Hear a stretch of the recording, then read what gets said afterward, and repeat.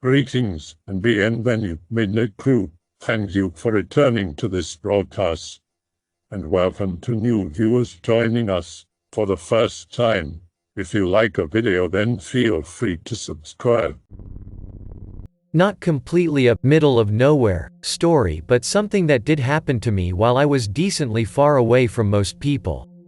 I was in a cultural exchange program in high school, where I spent my summer in Norway with a host family. My grades were much better then, they didn't go to hell till I got to college. Regardless, I saw a lot of weird shit while I was there. This was just the first thing to come to mind. I was living with a family that ran a farm in Norway, working as essentially a part-time farmhand, in a place a good ways outside of the nearest town. Terrible internet and spotty reception. It was supposed to be a cultural enrichment program, but honestly it felt like they used it as an excuse to get paid for accepting free labor. At least the food was good, and I got to know their kids pretty well. One boy a year older than me. I was 16 at the time, a girl about my age, and one younger sister who looked like she was 5 or so. One night a few weeks in there was a bad storm coming. A really fucking bad storm. I helped batten down the hatches, so to speak, and ran inside, hoping to just wait the storm out with everyone else. Hear the mom yelling like a crazy person. She says that the youngest daughter, who I'll call Hilda, is missing. Fuck. Get roped into helping find her. Pretty sure there are rules against this, but I lack anything resembling a spine and didn't want anything to happen to the kid, so I go along with it. We search for a few hours. Mom and older daughter go back when the wind goes ape shit. Me and older brother, who I'll call Chad because he looked like the Nordic gamer, go back a little later. The dad stays out for another hour or so but has to come back to the house looking even more like a drown rate than everyone else. Everyone just agrees to hope she's smart enough to find a place to hunker down, and pray she's okay till the storm lets up. Stops raining elks and polar bears sometime the next day. I got out to search the mud and hailstone infested land around the house with family for about an hour. Thankfully, we find Hilda walking around like nothing happened. Her clothes weren't even wet. Family is ecstatic, take her home and scold her for disappearing, but not too much. But something never set well with me. She was in the middle of nowhere, no cover anywhere nearby, and we left as soon as things were safe. There's no way she should have been so unfazed by everything, and the dry clothes made no fucking sense. So, I asked her a couple days later where she hid during it.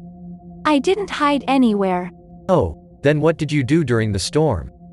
Someone helped me, but I didn't tell anyone else in my family because he said not to. I'm slightly creeped out now, was a little worried someone kidnapped her or something. So, I asked her who helped her. The one-eyed man. At first, I thought her imagination was just running wild, as kids do. But nothing explained why she was okay during that storm. I'm pretty sure I would have died if I stayed out during all that. And all the other weird shit I saw there made me think she might have had a run-in with something. She acted normal for the most part after that storm, save for a couple weird changes. She took a sudden interest with horses for some reason, which her parents mentioned, albeit in an offhand comment, was something she never cared about before. She also wanted to go outside whenever the weather got rough, something her mother was against for obvious reasons. I asked her why she wanted to be outside when there was a storm or bad wind, and if it had anything to do with the one-eyed man she mentioned to me. I told her that I might want to tell her parents about it. She looked at me, with that creepy dead-faced expression that only children can really manage, and told me, "You don't want to do that." Now, I might be a bit of a manlet, but a child can't intimidate me. But this was the single most unsettling thing a child has ever said to me. Something about the way she said it creeped me out, but I decided that I should probably tell her mom about it tomorrow. That night I had a weird dream. I dreamt that I was by a stream when I suddenly turned into a fish. I think it was a herring or something, but I can't remember. I started getting pulled downstream when a bird plucked me out and started shoving bread and some kind of spices in my mouth, like you might do before cooking. I woke up to the sound of my window breaking. As far as I can tell, the wind that night had picked up a branch and flung it through the window above my bed like a fucking javelin. Even though I couldn't see anything outside, it felt like the universe or something was sending me a message to keep my mouth shut. Message received. I never told her mother about the conversation I had with Hilda, but thankfully her escape attempts weren't successful, at least while I was there. This next story is a little weird but pretty short. The work I did changed from day to day, but I had one duty I had consistently every night, that being to take a bit of cheese, milk, and whatever uneaten food is left over after dinner and leave it on a plate outside of the barn. I asked them why once. The mom thought that it was just a silly superstition, but Dad said, "Don't worry about it, just do it." I am, again, a spineless manlet, so I don't question him anymore and keep taking out those leftovers. That is until one night when I had a long-ass day. I was so tired that I just dumped the leftovers in the trash and go to bed. Sleep well. Best sleep since I got there. Next day, the barn is an absolute pigsty. Feed bags ripped open, water barrels tipped over, animals let out of their pens, and literal shit everywhere. To top it off, there was a pile of shit in my work boots. The dad, who I'll call Olaf from now on, walks up to me and slaps me on the shoulder before handing me a broom. "You forgot to bring the plate out, didn't you?" He wishes me luck and tells me to clean it up. Pick related as a Nisse, the thing I think I pissed off. Olaf says he's not superstitious, but this apparently happened to him when he was a kid and happened to Chad once when he was the one who had to do it. I wish that either of them had told me so my feet wouldn't smell like shit all summer. Light work day, so Chad goes to fish in a lake nearby. His sister, who I'll call Astrid because why not, decides to go along too because there's fuck all to do. I follow for the same reason. Don't catch much, but the change in scenery was nice, plus being near Astrid without her parents nearby was fun. After a while we realize Astrid walked off somewhere. Chad and I go off to look for her. After a few minutes of this I see wading out into the water somewhere just out of sight from where Chad and I were fishing. I yell for her. No response. Once she gets about waist deep, she suddenly falls in. I charge at the lake and grab her shoulders with the strength of 1,000 simps. Just as I start pulling her out, I see something further in. The water is murky and full of silt, but I can clearly make out a pair of hands around her ankles. Tactically piss myself as I start yelling for Chad, struggling to keep Astrid's head from going in the water. Chad comes running holding a wood axe he always carries when he goes far away from the house for emergencies. He runs over and chops at the shape we make out in the water. Suddenly hear an unearthly scream that snaps Astrid out of her weird trance. The water around Astrid's ankles turns black, fucking tar slick black. We all tactically run away like little girls and agree to never speak of it again. I wish I could say it ended here, but the next morning Chad woke up, sweating like a politician taking a polygraph test and sick as hell. He gets worse over the next couple days until Olaf's dad comes to visit. Olaf's dad, who I'll call Siegfried because the guy was fucking scary looking for an old man, had begrudgingly moved into the city when his dementia started becoming a problem. Hear him, Olaf, and a very disoriented Chad talk in Norwegian for a bit.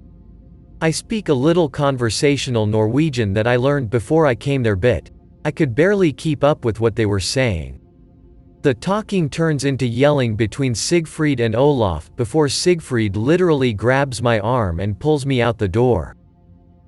"That child is too damn stubborn. You're showing me where this lake is, boy. Show me where the fight happened." He grabs the youngest lamb on the farm while Olaf is yelling at him in Norwegian and loads it into the truck. He yells at me to ignore Olaf and get in the truck. I, scared shitless because this old man with dementia looked like he could break me in half, got in without a question. He drives off and I point him to where Chad took us to fish. He yanks me out of the truck and tells me to carry the lamb while he grabs some things.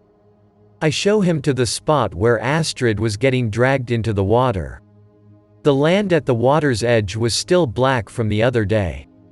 He mumbled something loud in Norwegian. I didn't understand most of it, but I looked it up later and it translated to something like this. I'm sorry my damn fool of a grandson took off your arm, but it was his job as an older brother to protect his sister. I came with a peace offering. He grabbed the lamb, shoved a bunch of spices and 2 coins down its throat, and tossed it into the lake with its feet tied.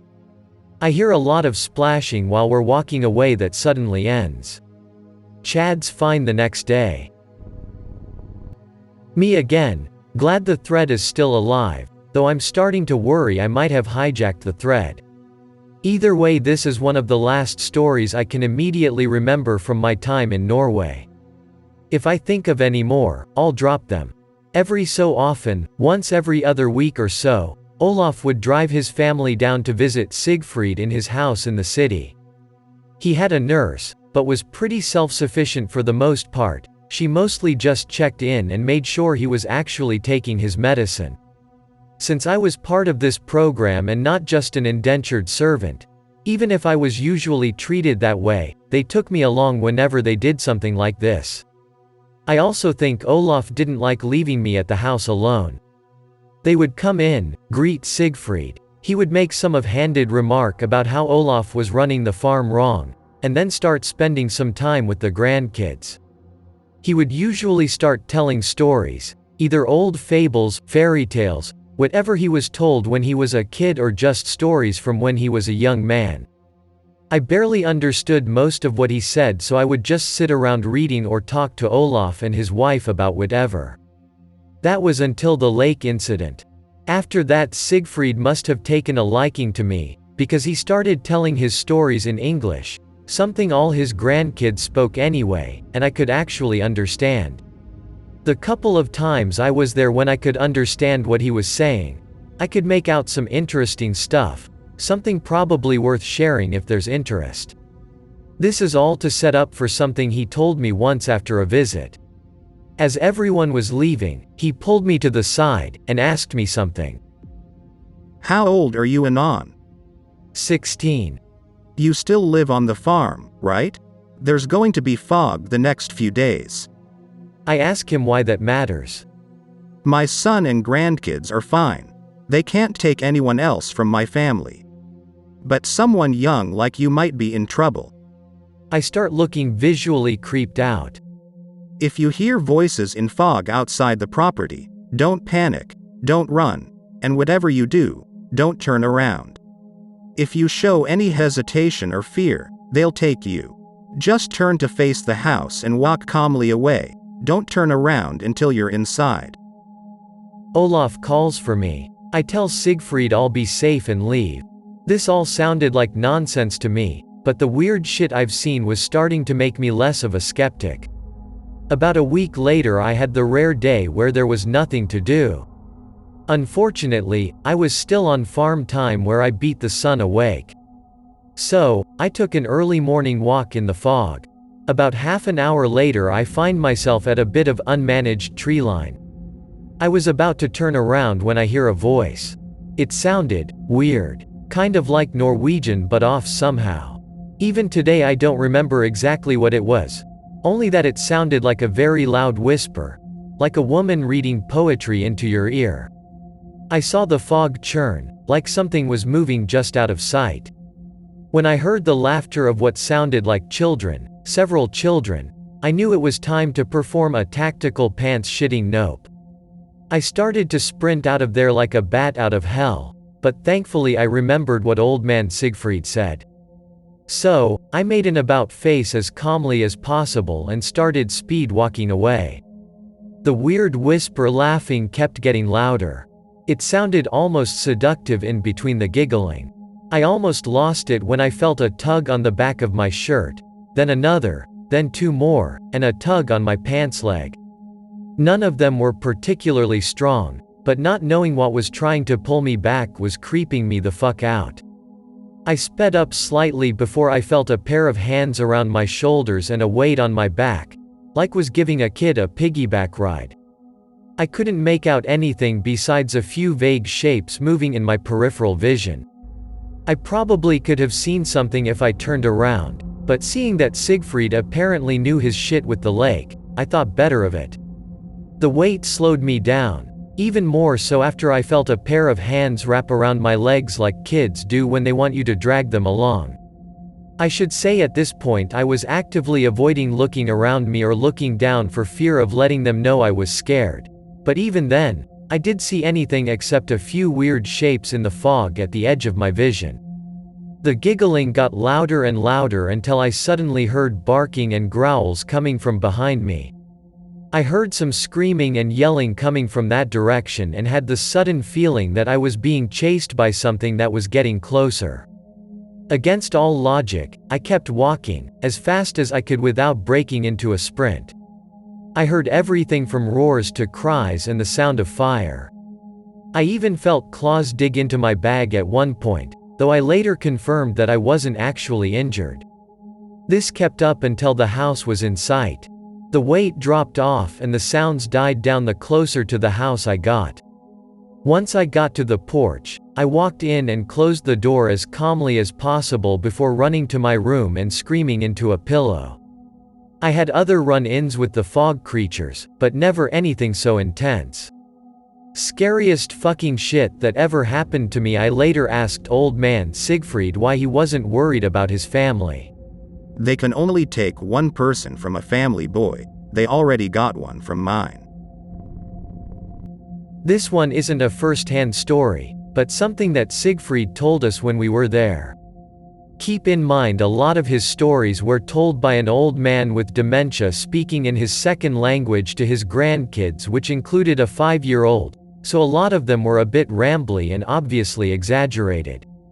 One of them had him kill a troll with an axe to rescue his sister, though seeing as he looked like he could bench press a bear in his old age, that's not so far-fetched. This one, however, he claimed was entirely true and got defensive if anyone called him out on it. As a bit of setup, Olaf's mom disappeared when he was around 12 to 13, about a year after his little brother was born. Chad once told me that some people in the family think that Siegfried killed her because he thought she was cheating, and that Olaf didn't like mentioning her because of it. That, of course, is not how Siegfried tells the story. When Siegfried was a young man, somewhere between late teens and early 20s, he was never that consistent with it. He had to burn charcoal for the farm.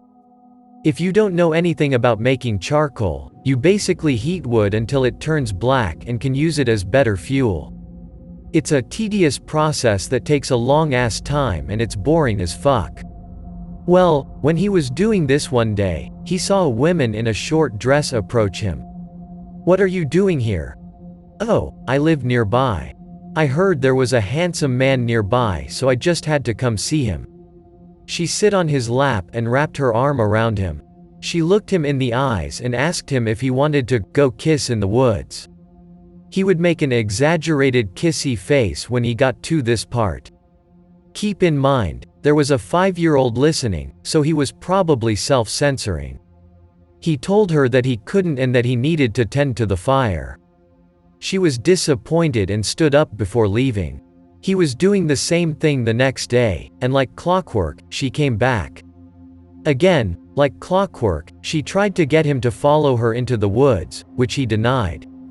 However, this time he set a second plate of food beside him, and asked her if she wanted some food.